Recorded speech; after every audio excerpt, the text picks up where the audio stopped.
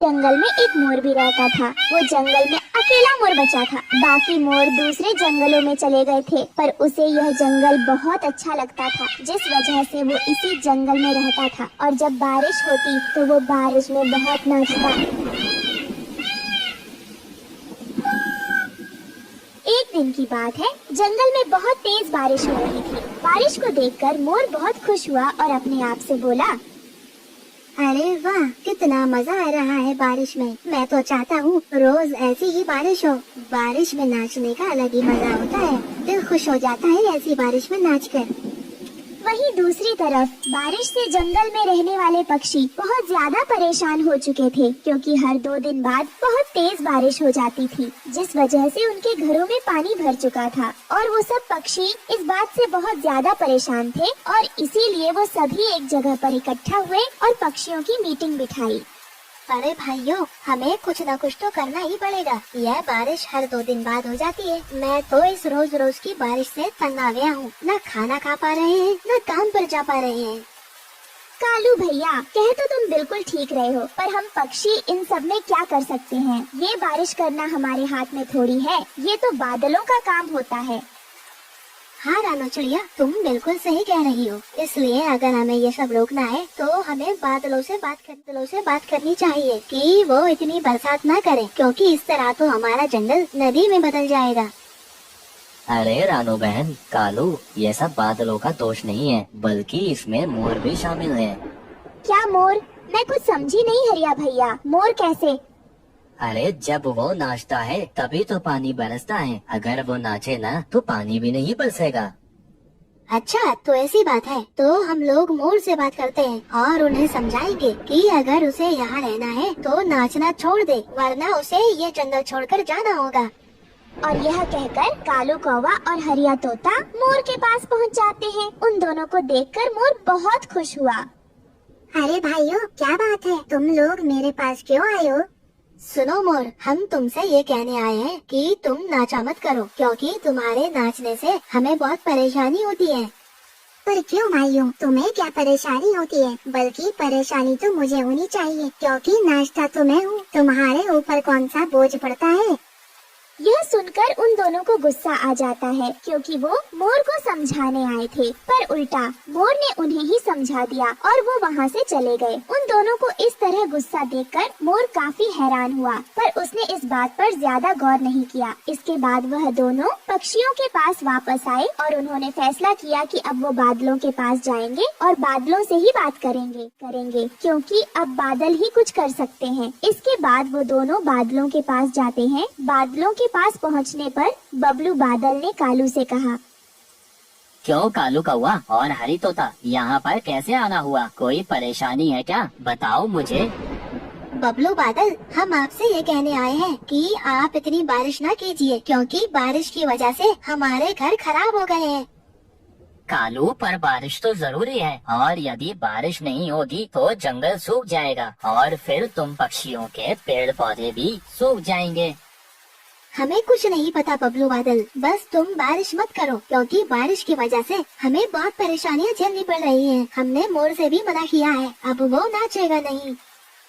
पर मुझे तो उसका नाचना बहुत ही अच्छा लगता है, और वैसे भी वो मेरा बहुत अच्छा दोस्त है। अच्छा, तो मोर तुम्हारा बहुत अच्छा दोस्त है। ठीक है, तो हम चलते हैं, बस हमारे ऊपर थोड़ी मेहरबानी कीजिए।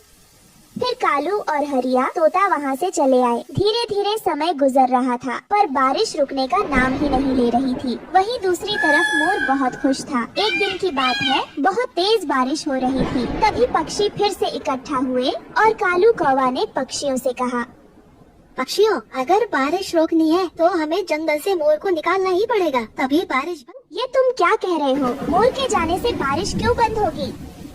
क्योंकि उन बादलों ने मुझे बताया था कि मोर उसका बहुत अच्छा दोस्त है, और अगर वो चला गया तो वो बादल भी उसके साथ चले जाएंगे। इसलिए हमें इस जंगल से मोर को निकालना चाहिए।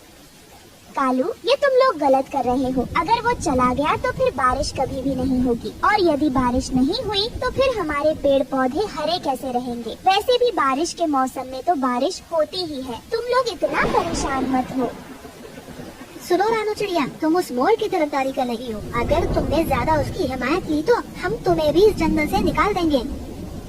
यह सुनकर रानो चिड़िया शांत हो जाती है, क्योंकि उसके पास कोई दूसरा घर नहीं था। वो इस जंगल को छोड़कर नहीं जाना चाहती थी, पर उसे पता था अगर मोर चला गया तो फिर जंगल पर आफत टूट पड़ेगी। फिर वो सब पक्षी मोर के पास गए और कालू ने मोर से कहा, मोर, अब तुम हमारे जंगल को छोड़कर चले जाओ। क्यों? ये जंगल मेरा भी है, मैं इस जंगल को छोड़कर नहीं जाऊंगा। नहीं, यह जंगल हमारा है। वैसे भी तुम्हारे सारे साथी मोर यहाँ से चले गए हैं। तुम भी उन्हीं के पास जाओ, और यदि नहीं गए तो हम तुम्हें धक्के मारकर निकाल देंगे। यह तुम अच्छा नहीं कर रहे हो। यह जंगल सभी पक्षियों का है। बस मोर, बस, अब और नहीं। तुम हमें मत बताओ, बस तुम यहाँ से चले। सुनकर मोर बहुत दुखी होता है और वो जंगल को छोड़कर चला जाता है। दूसरी तरफ बादल यह सब देख रहे थे और बादलों को बहुत तेज गुस्सा आता है और वो अपने साथी बादलों से कहता है, अब मैं इस जंगल में कभी भी बारिश नहीं करूँगा, चाहे यह लोग कितना भी कहें। पर अब इस जंगल में बारिश कभी नहीं होगी। धीरे धीरे समय गुजर रहा था। मोर के जाने के बाद बारिश भी बंद हो चुकी थी। अब सभी पक्षी बहुत खुश थे और वो आराम से अपनी जिंदगी गुजार रहे थे। समय तेजी से गुजर रहा था। 1 साल कब बीत गया उन्हें पता ही नहीं लगा और गर्मियाँ बहुत तेज पड़ने लगी। गर्मियों की वजह से सभी पक्षी बहुत ज्यादा परेशान हुए, क्योंकि पानी की कमी होने लगी। पेड़ पौधे भी सूखने लगे, पर बारिश अभी तक नहीं हुई। फिर सभी पक्षी फिर से इकट्ठा हुए। अरे भाइयों, बारिश क्यों नहीं हो रही है? अब तो पूरा 1 साल हो गया है। कालू, अब तुम लोग बारिश की क्यों चिंता कर रहे हो? वैसे बारिश तुम्हारी वजह से ही तो बंद हुई है। यह तुम क्या कह रही हो रानू चिड़िया? तुम्हारा दिमाग तो सही है ना? हाँ, मेरा दिमाग तो बिल्कुल सही है, पर तुम लोगों का दिमाग खराब हो गया था, जिस वजह से तुमने जंगल से मोर को निकाल दिया। तो क्या हुआ? अगर मोर चला गया तो क्या बारिश नहीं होगी? नहीं होगी। लगता है तुम लोग भूल गए हो पुरानी बातें। ये सुनकर सभी पक्षियों को पुरानी बातें याद आ जाती हैं और उन्हें एहसास होता है कि उन्होंने मोर को इसीलिए निकाला था कि बाकी पक्षी रानो चिड़िया से माफी मांगते हैं। पक्षियों, मुझसे माफी मांगने से कोई फायदा नहीं। हमें मोर के पास चलना चाहिए और उससे माफी मांगनी चाहिए। उसके बाद वो सभी पक्षी मोर के पास गए और कालू कौवे ने मोर से माफी मांगी। हमें माफ कर दो मोर, हमने तुम्हारी बहुत बेइज्जती की थी और तुम्हें जंगल से भी निकाल दिया। पर तुम हमारे साथ चलो, क्योंकि हमारे जंगल में बारिश नहीं हो रही है, जिसकी वजह से हम पक्षियों को बड़ी मुश्किलों का सामना करना पड़ रहा है। मैं नहीं जाऊंगा। तुम लोगों ने मुझे बहुत बेइज्जत किया था। हमें माफ कर दो मोर भाई। तुम चाहे हमें कोई भी सजा दे दो, पर तुम हमारे साथ चलो हमारे जंगल। हम पक्षियों को तुम्हारी जरूरत है। तुम ही हमें इस परेशानी से बचा सकते हो। ठीक है, मैं तुम लोगों के साथ चलता हूँ। लगता है तुम्हें अपने किए पर पछतावा हो रहा है। फिर मोर उन पक्षियों के साथ उनके जंगल चला गया और जंगल में जाकर नाचने लगा। मोर को खुश देखकर बादलों ने फिर से बरसात कर दी, जिसे देखकर सभी पक्षी बहुत खुश हो जाते हैं और वो सब पक्षी भी मोर के साथ नाचने लगते हैं, जिसे देखकर बादल बहुत खुश हो रहे थे और झमाझम बरसात कर रहे थे।